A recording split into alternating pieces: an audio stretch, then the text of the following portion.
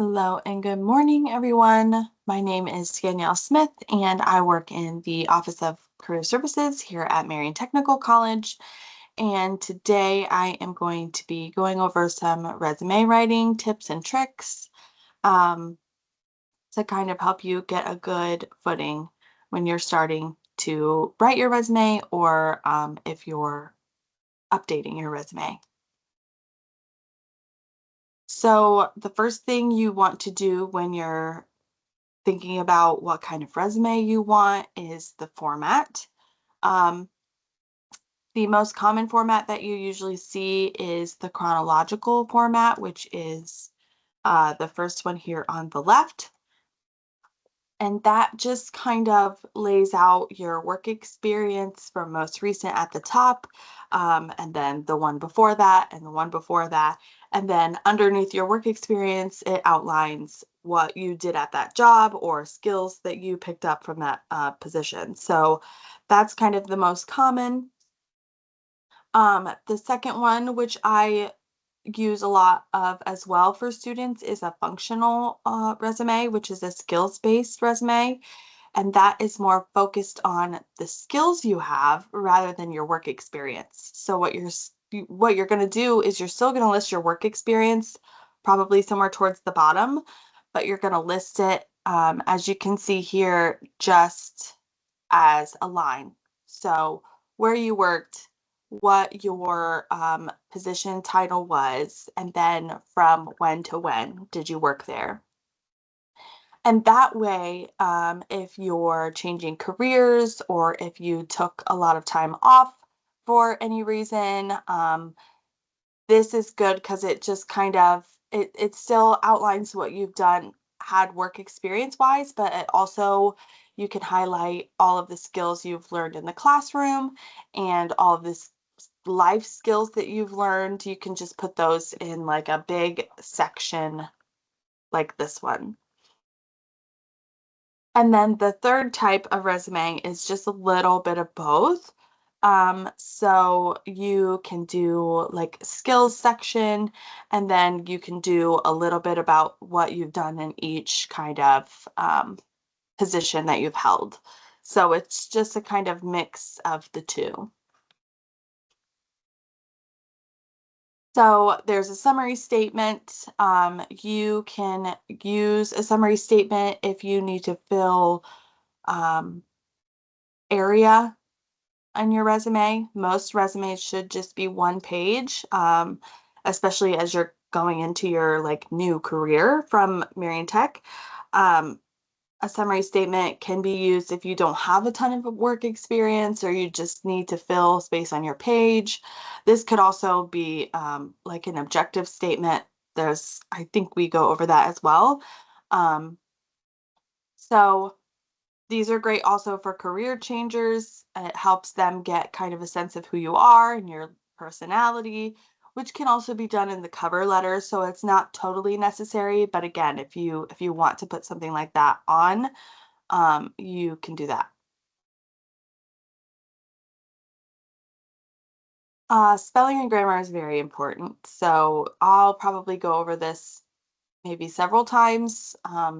We mention it a lot just because we see a lot of resumes and the spelling and grammar is really needs work usually, every time we look at that. And I can also go over some tools to help you with your spelling and grammar. So for your work experience section, again, a one-page resume is all you need. Use action words. What you can do as a Marian Tech student, you can go on the Career Services Canvas page, and we've listed out action words for each um, like major type. So you can go on there if you're in a health field and look at action words that can help you. Um, just so you're not like repeating the same thing, same words over and over again. You can also use a thesaurus for this. It's a really good tool. Um, Past jobs need past tense. So if you worked somewhere, you've completed orders, performed tasks, cleaned toilets. So it's not like you're currently doing those things right now because it was a past job. Again, check your spelling and your grammar, and then keep it concise, but also make sure your document looks complete, like a full page. You don't want it to end 3/4 of the way down and just have empty space. For your education, you want to list them in reverse chronological order. So the most recent at the top. That is the same for your work experience as well. So you want to put the most recent at the top. No need to list high school if you've been out of high school for some time and if you have multiple like degrees. If your GPA is terrible, leave it off, please, and include other achievements and certifications. So again, if you're in a health field, you have like CPR first aid, um, some basic life support if you have it, things like that. So I want to talk about some different AI usage in resume writing. AI is a tool. I want it to help you learn how to. I want to help you learn how to use it correctly. Don't copy and paste AI for anything, just because that's not your own work. And make sure that this is just in general, make sure that AI information can be validated with reliable sources. So if you ask it a question and it spits something back at you, you can ask where it got the source of that information. So you can kind of fact check it and understand that AI does have biases. And also, there's a privacy factor. If you put in all of your personal information for like a resume and say, hey, write this resume for me, um, that AI takes all of the information that you put into it to make it better. So just know that that information is now just in the system. It's not going to spit it back out for someone else to have, but um, I just want you to know that whatever you put in, it uses that information as well. And you want to make sure that whenever you use AI that it's representing you correctly. I don't want you to come up with a very intelligent sounding using big words and exciting language if that's not who you are, if you don't actually talk like that, because then you're going to show up to an interview and you're not going to sound like anything you wrote in your resume. So I want it to help you, but I don't want you to just copy and paste because that's ultimately it's not going to help you. So using some AI in resume writing, AI tools that you can use free or Grammarly.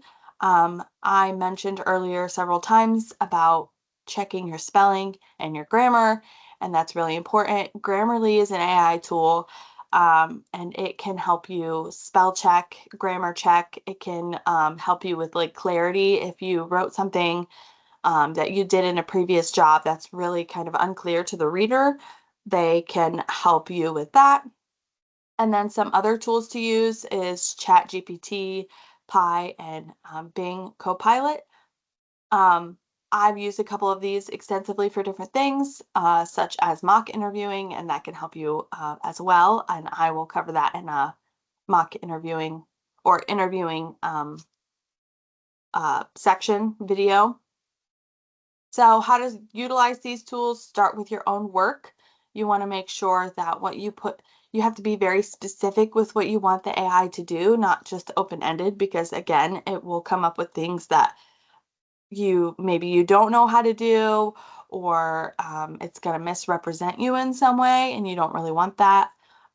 Grammar and spell check, keyword optimization. So you can use it to help you optimize your resume to the job description. So taking keywords from any job description and putting it on your resume, if you know how to do those skills, can be beneficial.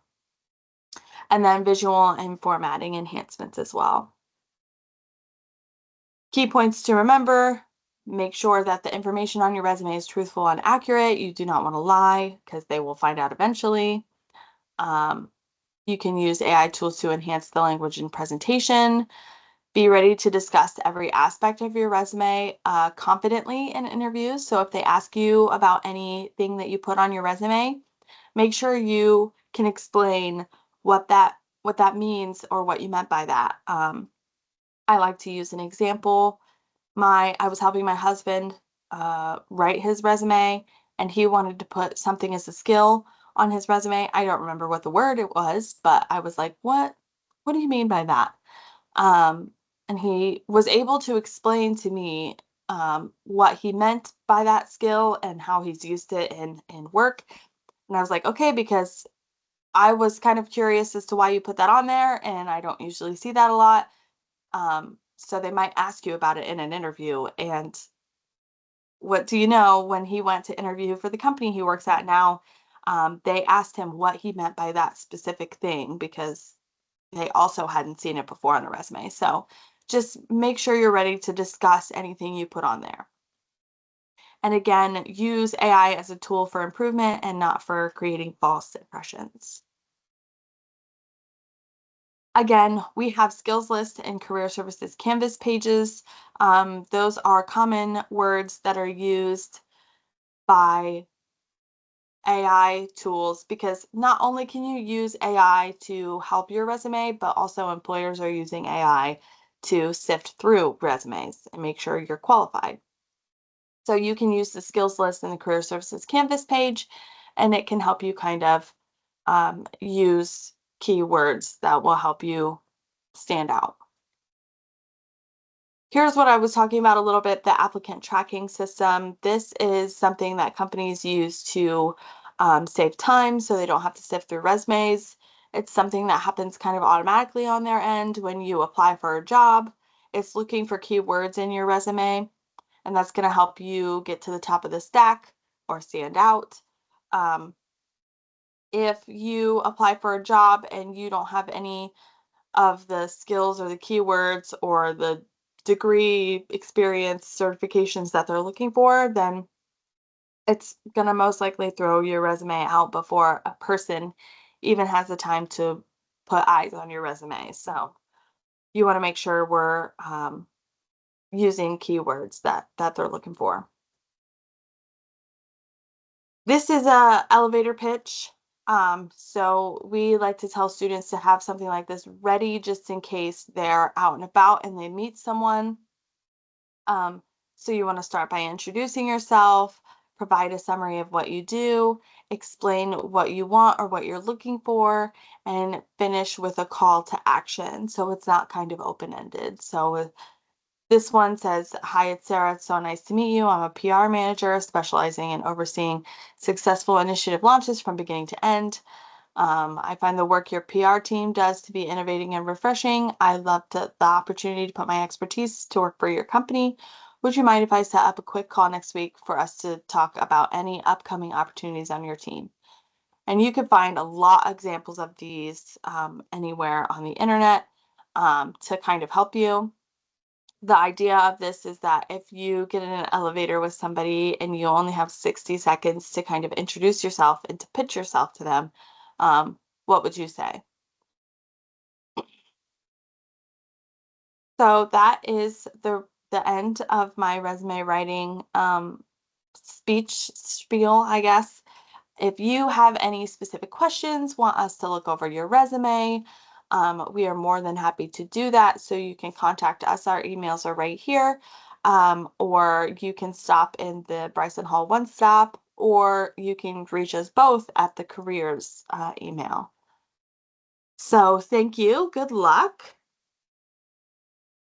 And if you have any questions, please reach out.